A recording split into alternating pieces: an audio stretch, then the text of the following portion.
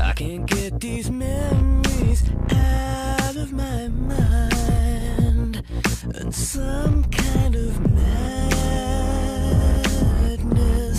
has started to evolve.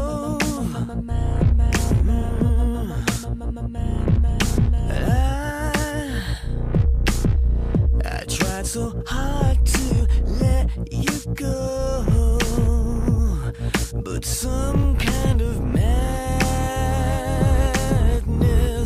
is swallowing me whole.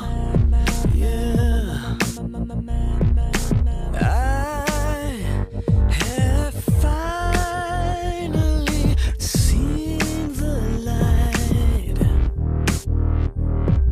and I have finally realized what you mean.